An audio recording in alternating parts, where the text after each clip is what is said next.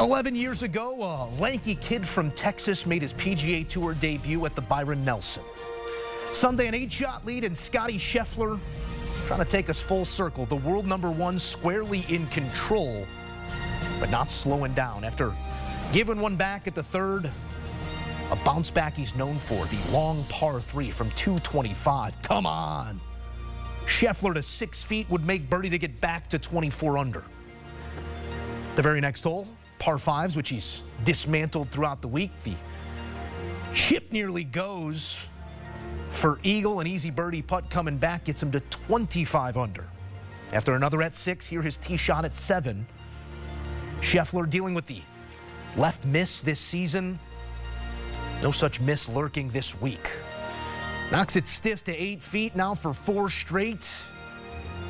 Another circle on the card for Scheffler. Moves him to 27 under. Tournament scoring record now in the rear view, but Scottie still not slowing. Head to the par 5 9th. Second shot from a fairway bunker some 243 yards away. Does anybody know any hard games? Scheffler's got it on easy mode.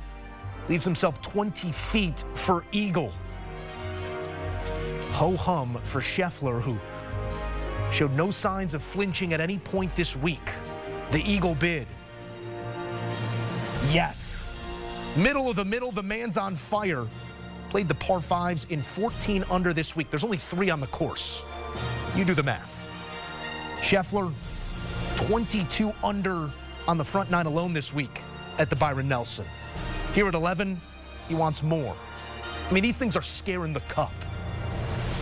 Brings it back down the ridge. Shout out to Teddy on the bag for that one. Stopped 6 feet from the hole. Now a birdie look to take him to 30 under. Yes, 30 under. We are now in rarefied air, ladies and gentlemen. Still has 7 to play.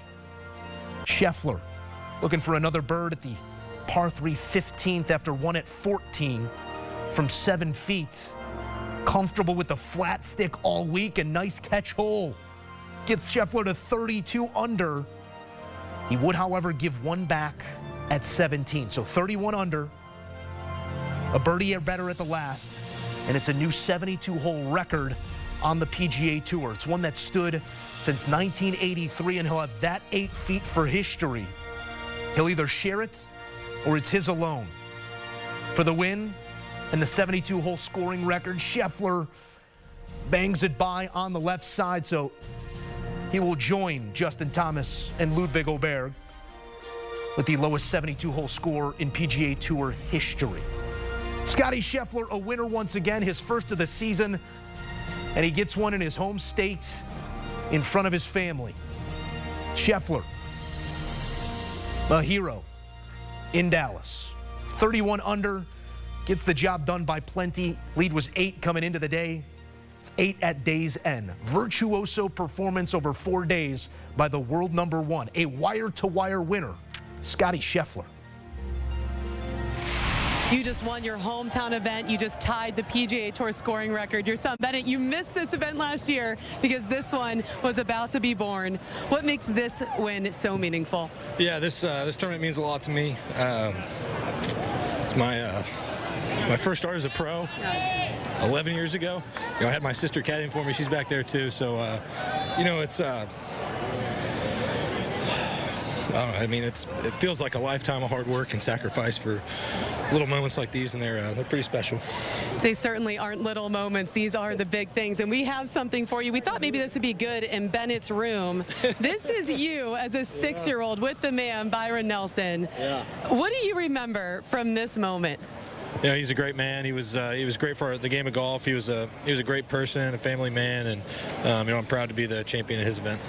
You made so many proud here. The hometown favorite. You did good, Scottie Scheffler. Congratulations. Thanks, appreciate it. You could hear the emotion in it. Scottie Scheffler collecting his first win of the season. And while it feels long awaited, he's set such a lofty bar for himself. 253 strokes, all it took him to get around TPC Craig Ranch over 4 days, tying that scoring record of Ludwig Åberg and Justin Thomas. Scheffler now with his sights set on more as major season rolls on. It was a formality of a Sunday, but still some history in it. That putt from Scottie Scheffler to set a new 72-hole scoring record on the PGA Tour. Instead, he ties it 252, gets it done. Scheffler goes 61, 63, 66, 63 as he captures his first victory of the season at the Byron Nelson. A coronation of sorts. Shane Bacon here to offer his thoughts. Shane, this was a masterclass, 4 days long of it, answering many questions in the process. What's your favorite way to frame this bit of greatness? Well, I mean, it's Scottie at his best. It's Scottie providing what we expect from him and even more. I mean, the putter has been great this year. Ball striking hasn't been what we saw over the last couple of years. Everything married this week on a golf course that you can rip apart. And I mean, Scottie did just that. You mentioned the scoring. I mean, looking through the stats, first tee to green, first approach, fifth putting, third off the tee. Everything was synced. And when you think about the greats, I mean, you think about obviously Tiger at Pebble and the way he played Augusta National back in '97. Phil Mickelson kind of in the middle of one of his great runs. You can win by a lot when you've got it all rolling. And Scottie at his best is very, very good. And you heard Jordan Spieth, even after the round, talk about it. He goes, it wasn't too long ago I was better than Scottie Scheffler. And I sit here today saying I am not close to Scottie. And I think most of the world, if not everybody in professional golf, maybe save Rory McIlroy, is saying the same thing as Jordan Spieth. And maybe the poetry in it here is Scottie Scheffler with his 14th career win surpasses Jordan Spieth at the tournament that they both grew up coming to. Scottie said he idolized Spieth at moments in his young golf career, and we all stand here looking at an idol in Scottie Scheffler. Shane, the manner in which he got this done, you allude to it there. This is a canvas at TPC Craig Ranch where you can go low, but it's not bomb and gouge. It wasn't a wedge fest. A lot of mid to long irons. Did Scottie answer those outstanding questions to make you feel solid enough heading towards the remainder of the PGA Championship coming up in the remainder of major season? Yeah, I mean, for me, it was the driver. I mean, you and I have talked a lot about it this year. Hasn't driven the golf ball as well as we've seen over the last couple of years. Drove the ball well enough this week, and at times great. And that's what we expect from Scottie. You know, that left miss throughout the year was kind of creeping in at the wrong times. And we saw Scottie kind of stand on that cut that has kind of become his golf shot. And even with the long irons, I mean, you think about some of the great long irons yesterday. You think about the 4-iron kind of in the dark last night to finish things off at the 18th as he was finishing up a grueling Saturday. All those shots are starting, let's say, 5-8 paces left and cutting towards the flagstick. I mean, this is who Scottie is. And you think about not just the PGA Championship. You think about the long irons he's going to have to hit around Oakmont. I mean, if he's swinging like this, it seems like it's inevitable that he's going to be in the final pairing on the weekend. And I think even if he putts bad or if he's not getting up and down, which is one of the calling cards of Scottie Scheffler, he's still going to be right there. That's how good he swung it this week. And, I mean, this has been a down year. He's finished in the top 25 in every event. Now 6 of 9 top 10s and a victory. I mean, the floor for Scottie is 8th or 9th place, and the ceiling is this. Yeah, we see the fastball here throughout these 4 days, and it does give us history. It's the largest margin of victory at the Byron Nelson, 8 shots since 1957. He sets the scoring record at this tournament by a handful of shots. It was a week in which he took the eraser to the record books in a place where he grew up watching golf. We continue to get these amazing stories on tour, and another one here not to be taken lightly. The greatness of Scottie Scheffler can be hypnotic, can almost lull us to sleep at times, but there was plenty to celebrate coming out of this one for Scheffler and what it means moving forward. This is his first win in the month of May. What does that mean in the cadence of the season where we've seen the troughs at time for Scheffler? The injury earlier this season puts us on a little different pacing. What does this mean as he does search, as I've heard you talk about plenty, for a major beyond the Masters?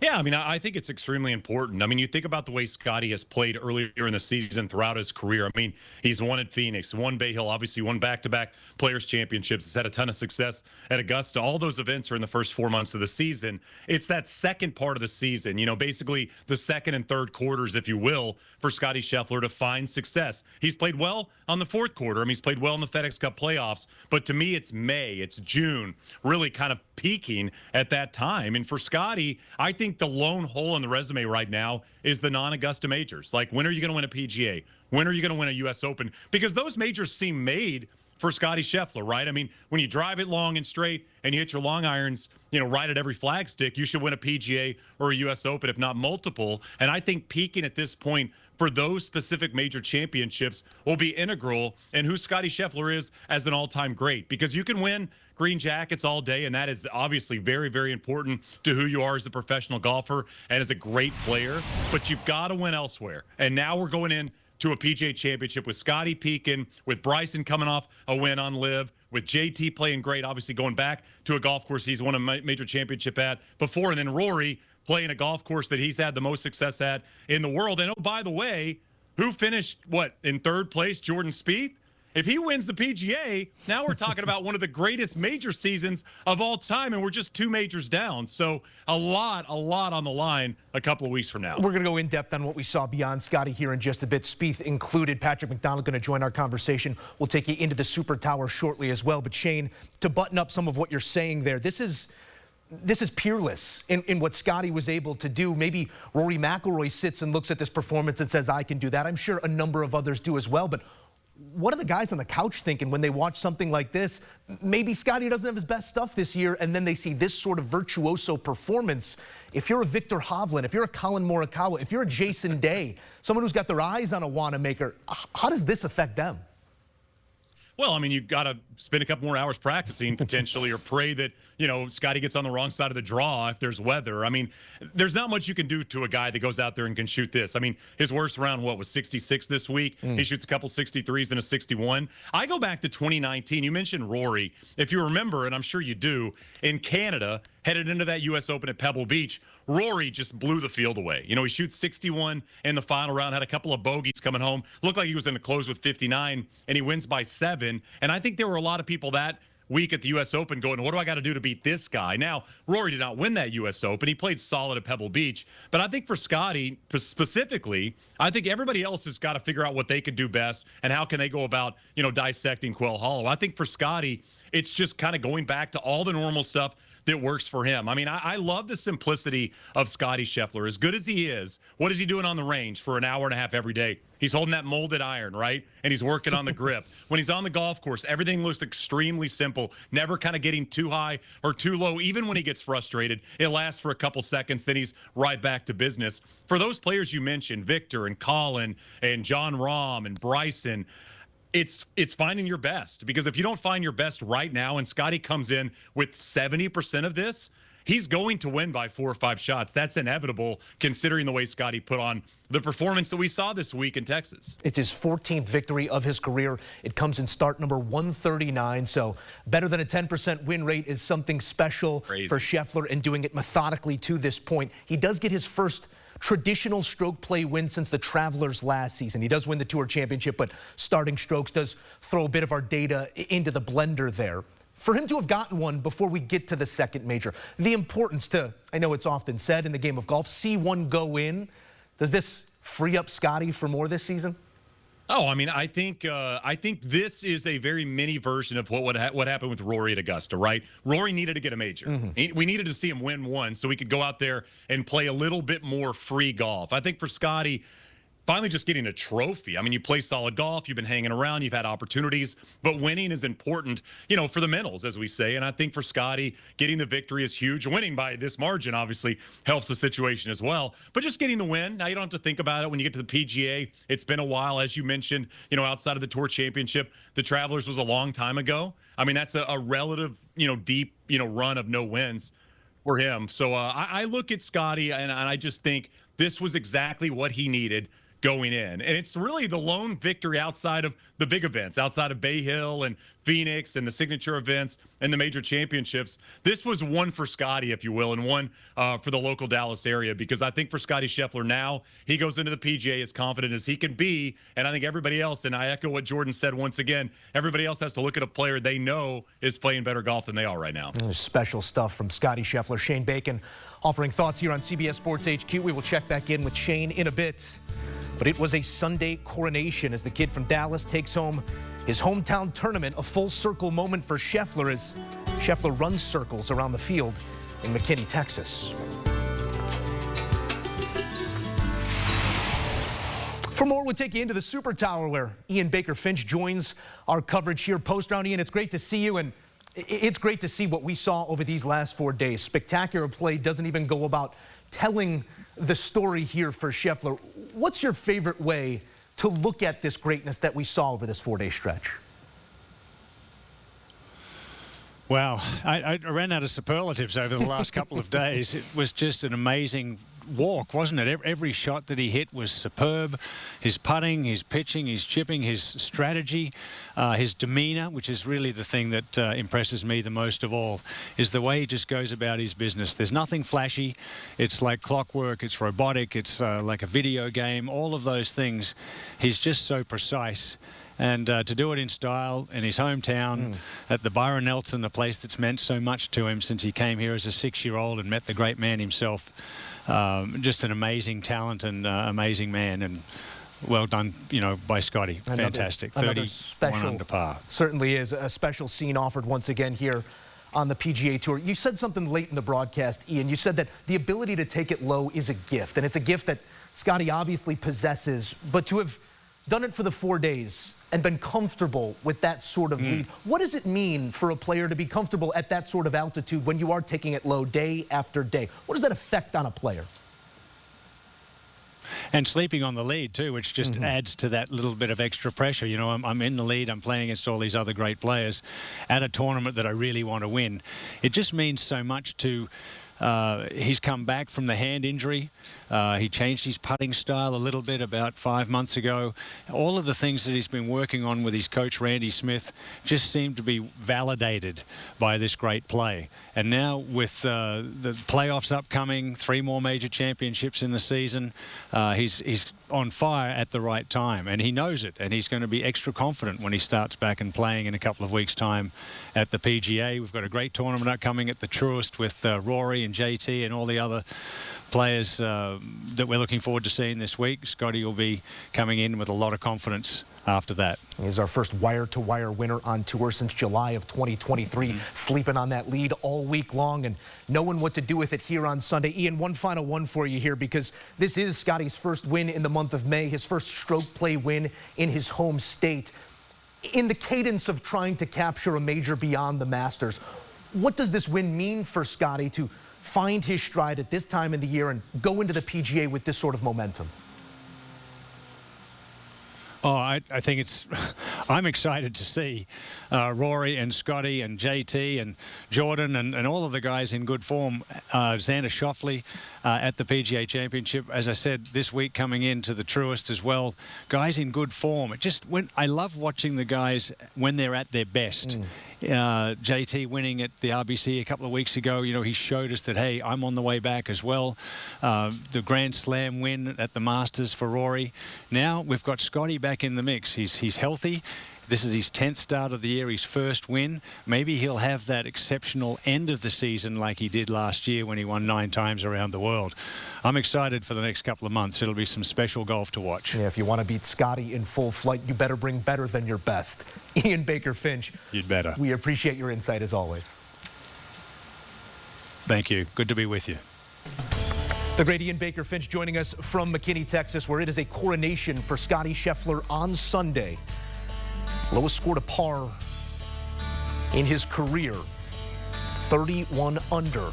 Here at the Byron Nelson, you see the spot shadow there on the Tour Championship with the starting stroke at 10 under par, so throw that one out. This is Scottie at his best at an important time. We will not see him a week from now at Philly Cricket, but we will see him at Quail Hollow in 2 weeks' time as he tries to capture his first major beyond a Masters. Scottie Scheffler back in full stride. Post round continues here on CBS Sports HQ. So many ways to frame the greatness. Shane Bacon and Patrick McDonald try their hand at it next on HQ Post Round.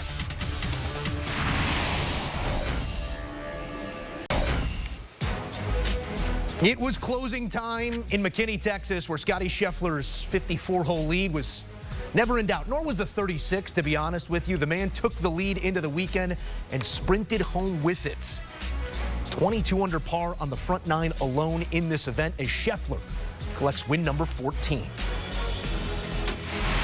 Back in the mix with Patrick McDonald and Shane Bacon. Patrick, Shane and I were exploring prior a bit here what this means and our favorite aspects of it and what Scottie Scheffler can take away from this into a PGA championship. But relative to his play this season and some of the outstanding questions that were in front of him, how resounding of an answer was this for Scottie Scheffler?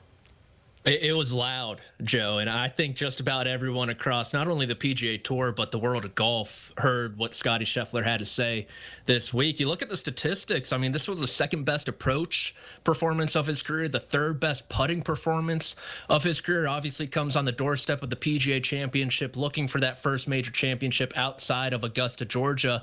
And I felt like the question for Scottie Scheffler coming into this week was there were just some moments in between his rounds where one or two hole stretch that he didn't look like that 2024 Scottie Scheffler. And to his credit, I don't think he looked like the 2024 Scottie Scheffler this week. He looked much better, right? You don't get to 31 under too often. And so I think for him, this win comes at a perfect time with Rory McIlroy making all the noise, with Bryson DeChambeau puffing his chest in Live Golf Korea, making a bunch of noise. It's not that we forgot about Scottie Scheffler, but this certainly served as a very, very good reminder that, like, oh yeah, this guy is the world #1 for a reason. Patrick, I go back to Friday morning when I looked at the odds and Scottie was minus 200 after the first round. And I was like, so he's going to win, I guess. That's where we're at. I don't want to talk about the last 3 holes from Scottie Scheffler, but 69 holes of golf was about as perfect as you can play. Reminded me of Hideki earlier this year. I mentioned Rory in Canada. You know, sometimes the really, really good ones can just find it, and they find it throughout the bag, and that's what we saw from Scottie. I go back to the driver. I like seeing the driver find the kind of the slot and the line that he's been looking for most of the year, and I love what Patrick said. It's better than 2024, and it is. I mean, Scottie, when you look through the resume of Scheffler, a lot of wins by 4 shots and 5 shots. And that tells you what his level's like when he finds it. I mean, this obviously the most impressive victory in terms of margin, but you look at some of the wins at Augusta National and the players, and you're blowing the fields out there. And these are the best fields in the world. And to do what he did this week, I mean, you see lowest 72-hole score in PGA Tour history, and that's with a bogey 5 finish, right, on the last 2 holes. I mean, he could have got to 33 under if he needed to. He just didn't need to. 9 for 15 now in converting 54-hole leads. Not to say that this 54-hole lead was ever in question. Took 8 shots into the day and exits with just as many. But that conversion rate is beyond PGA Tour average. Obviously, Tiger boasts that impressive 93% when tied or carrying the lead through 54 holes. This is not that, but it further outlines the echelon, that Scottie finds himself in. How does this man continue to elevate his play when the ball is in his court, Shane, knowing what to do with a lead in a moment like this, whether you're in McKinney, Texas, or Augusta, Georgia? It seems he always has that sense of the moment. I just think it's the mind. I mean, I know Scottie's obviously an incredible golfer, but when you think about the best players, typically they're the best because they're the best between the years. And I think about Scottie Scheffler and that conversion rate. You think about his ability to never get ahead of himself, to never get really that up and that down, kind of surrounding yourself with the right people. All of the cliche stuff that you hear about athletes, but somehow it's true about Scottie Scheffler. That's one of the reasons that I feel like it's so easy for him is he shows up on Sunday with a lead and everybody knows he's going to win, right? And you're expecting him to win. And until he goes out there and shoots some silly 77 or something on a Sunday with the lead, I think this is who Scottie is. And I go back, we talked about earlier, the Jordan Spieth quotes after, and I know Patrick threw those up on Twitter. I mean, Jordan Spieth admitting, this guy's better than me at golf right now. I play a lot of golf with him, and he's simply better than me. It feels like that's everybody in golf is saying the same thing. When Scottie's at full flight, I cannot beat him. And I'd say for golf right now, and we never get this, and I don't know if we'll ever get it, but full flight Rory and full flight Scottie going at it on a Sunday at a major championship, I'd just like to see it because I'd like to see who's playing their best golf when they're playing their best golf. And Shane, it's not only Spieth who's saying he needs to be more like Scottie. It's Rory McIlroy, right? It's the guy who won the Players' Championship, the guy who just completed the career Grand Slam. For all the reasons you laid out, all the best players in the world, all the best players of all time, they are so process-oriented. And that really comes to light when you do have a massive lead going into a final round where, okay, maybe he can put it in neutral, maybe he can put it in park. No. This guy's still going after it. He's subscribing to the theory that your best defense is a good offense, and we saw that on display today. So I think not only the mental stuff puts Scottie Scheffler in a league of his own, but just the willingness to maybe lean into his fundamentals. We hear about that enough, and his willingness to try new things to improve. I mean, we go back to 2024, Joe. This is a guy who was coming off an all-time season. He switched his putting grip in the Bahamas and boat raced that field at the Hero World Challenge, and we've seen what it's done for his putting so far this year, too.